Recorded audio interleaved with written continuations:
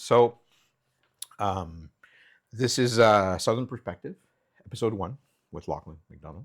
Good morning. Good morning. Thank you for having me. Okay, so we talk about council meetings, sort of the talking points of what happened, Yes. and sort of a debrief on letting the citizens of South Glengarry and North Glengarry as well, all Glengarry, know what's going on in the county. And these are elected officials who work hard for you.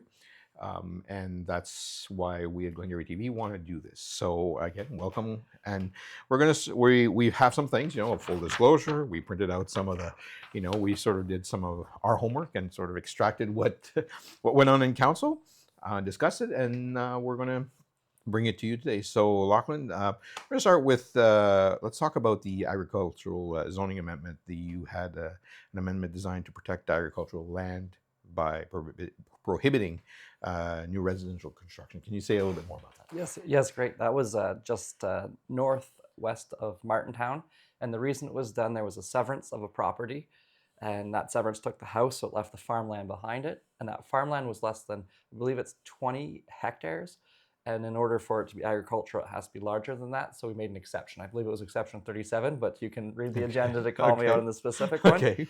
And an interesting thing about that is our agricultural committee is working towards bringing that agricultural number from a number of hectares, I believe it's 20, to 10 acres, which makes it more reasonable for small farms, which it would be great.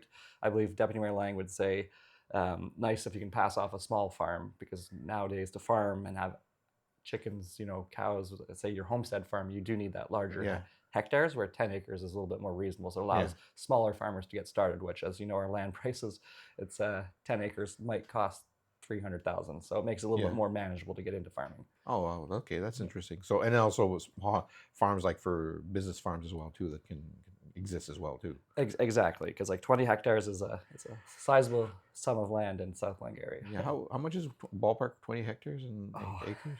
I wish I knew.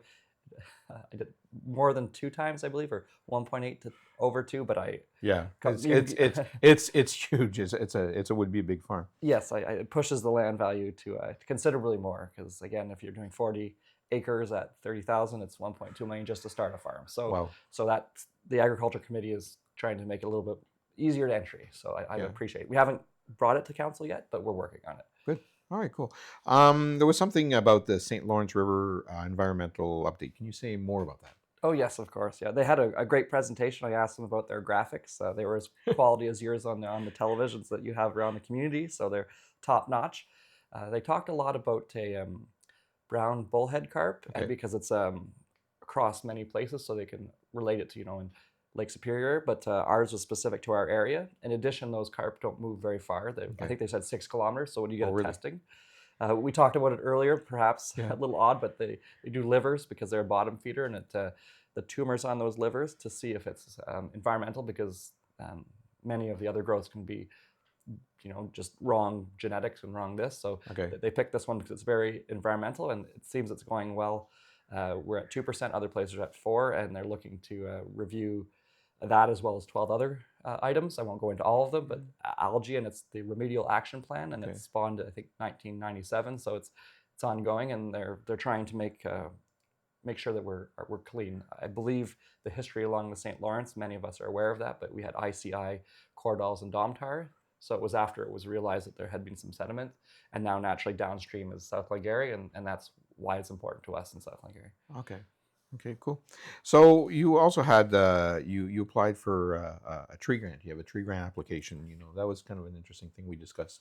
Yes, as you know, and I'm sure farmers and anybody who has trees, the emerald ash borer and Dutch elm disease have ravaged forests, or even backyards for some. So this is for 30 mature trees, which I think if your audience is looking would say that's $1,000 per tree, but they'd be 15 feet to 20 feet tall, and there would be some equipment needed and required to plant a tree of that nature, versus the small saplings we get. So where are they going to be putting these trees? Various places. Our parks, 2 that I recall are Glen Walter, are kind of the gem of our parks. There was a lot of damage there. As well, we're putting a new park. I forget the name of the subdivision. It's just off County Road 27 right now. We're developing a new park in there. and we'll put a few trees there just to get shade immediately, because there's nothing worse than standing in the hot sun with nowhere to No, run or hide. no, that's good. That's a great action plan. Yeah. So, the Shoreline Rec Center, you have an engineering contract for construction of administration services. Can you say more a bit about that? Yes. So this is a multi-year thing. I believe we put $400,000 in last year's budget to prepare for this. We'll be doing it again, hopefully, at the will of council, of course, this year. But this is the start of that process. In addition to that, Minister Quinn advocated for us, and we got $950,000 more dollars. So that will cover half the project. What is it doing? It's doing the insulation of the building, making it a little bit more weatherproof. We have a big issue with condensation in the earlier and latter parts of the season, so we're looking to resolve that, as well as make our building more efficient and hopefully cut down on costs for heating and hydro. So that's for the Shoreline Arena. That's one. Yeah, it's in Williamstown. Yeah, Shoreline Rec Center. Okay. So the Lumley vacant plan condominium agreement. Okay. Tell us about that. Well, it's one of the most beautiful spots on the water. Really? So it's where the Raisin River meets the St. Lawrence River. It's on the west side of that wonderful property. I believe there's 2 houses there. It might be a house and a boathouse. Yeah. The family of, and it's the late Ed Lumley, Honorable Ed Lumley, he who won the Order of Canada and was a former mayor of Cornwall. Anyway, getting back to the project, they're that's looking, important. Yeah, they're looking at putting 9 properties on there. There will be some shared zone, and it's going to, I imagine once it's developed, it'll be just like a nice little beautiful spot and a beautiful place. I know Mayor MacDonald was here earlier, and he took a little moment to say I might not be as engaging, so I will put it back that this beautiful lot will be in the most beautiful township. Okay, so shots fired. Shots fired. Shots fired. Shots returned. Okay, so we will, we'll see that. I'm sure that Mayor McDonald will have his say on that. And Yes. I appreciate the shots fired, because that's what keeps things. That's what keeps things engaging, right? Yes. And it keeps things fun.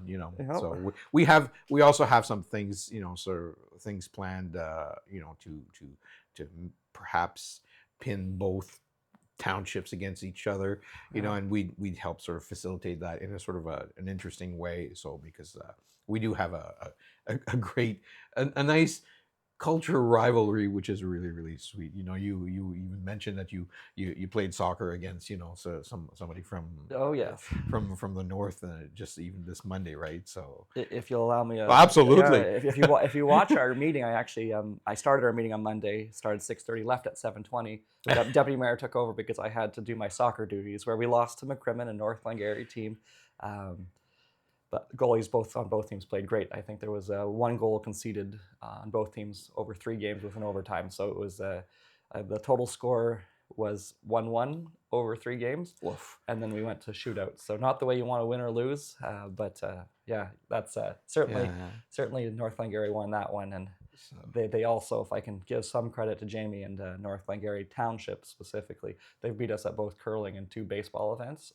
So I might be a little bit bitter. Well, that's okay. So maybe we'll find some way so that we can set the scene so that you may be able to sort of settles the score a little differently. We'll talk about that later. But but that's good. So and that's kind of cool, because we all know that Glengarry is huge soccer and huge hockey, and then curling, and you mentioned as well. So those are things that we we're very proud we excel at. Oh yeah. So and just the fact that you say, okay, meeting's done. It's important that that we have to that you participate in sort of Glengarry tradition. That's kind of cool. But give it to North Glengarry. But we also know that the South has a strong tradition of the sporting events. Oh yes, it was always culture. Glengarry High School versus Charlotte in soccer. Nobody else mattered, regardless of how big they were. We had that. We had the Glens versus the Rebels. We had it was always the Battle of Glengarry, even for a long time. Okay, so we talked about the Ed Lumley, the vacant land condominium. What about the regional waste management discussion? You said that. You raised concern about gaps in provincial recycling policy. Tell us, what is this about? Yes, so recently went to AMO, the Association of Municipalities of Ontario, and that's for all of Ontario, Hmm. obviously municipalities. So there was a question posed to one of the ministers that when we switched to recycling, because recycling, people may or may not know, is no longer run by the municipality. No. It's a full cycle reproduction. I'm using the wrong word, sorry. Yeah. Full producer responsibility is the proper word. Yeah. So who runs it? Who's it?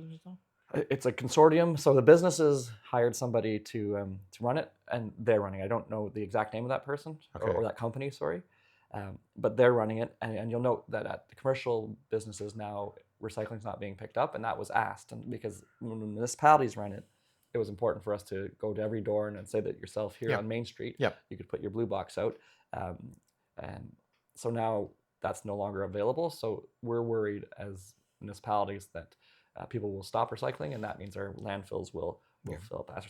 So that's what that was about. Additionally, I'd like to highlight that South Glengarry takes the lead for SD&G on that particular file, so we're always happy to highlight that. Yeah. So what is the actual plan for for the waste management per se? Was there anything discussed at the EMO, or more or less? The answer from the minister was essentially, since the 1970s, we've only been concerned about residential recycling. So it's up to the businesses at present, to take care of themselves in the way they see. And unfortunately, that often means they'll put it into the municipal waste because it's the most convenient thing. And whenever you have a business, you can't spend 4 hours a week probably sorting through those things. But it was raised. So it was raised. It was raised. It's out there. They now understand where where the municipalities stand. So it's out there. So even though they might be passing the puck back, they actually know that it is a concern, right? So yes, that's exactly. Cool. Okay. So tell me about sort of, you had some county and some community updates. So about remuneration. Oh, that's such a hard word to do. Yeah, you want to say remuneration. Yeah, hard to do. So for, ahead of 2026. Yes. So I'll go back to Councillor MacDonald at that stage. He's your mayor, of course, of North Glengarry. He picks on me because I'm often the finance guy because of my history of being a treasurer, now a treasurer on hire, so to speak. So he looked at me the previous meeting and said, "What are your thoughts on this?" And so SDG was actually the lowest compensated. Okay. And we went to staff and said, what looks reasonable, because people are always worried about making it more accessible, right? So oftentimes it's retired people or people who are independently wealthy who are able to do council, and especially at the higher tier, mayor and deputy mayor, that is. So across the SDNG, the mayors and deputies serve at counties. To say we looked at raising it. It's looking like the report will come back on our next meeting saying go to the average. And I believe compensation goes from about $15,000 for council, so that's everybody but the warden, to $22,000. Okay. And the warden goes from 41, and this is approximate, to 52,000. So it makes it a little bit more reasonable. The warden actually travels quite a bit. Yeah. North Glengarry has had the warden 2 of the last 4 years, and South Glengarry has it once. So Glengarry County is represented very, very well there, which is always nice. We have the best way of thinking naturally, Glengarry County. Yeah. But of course we do.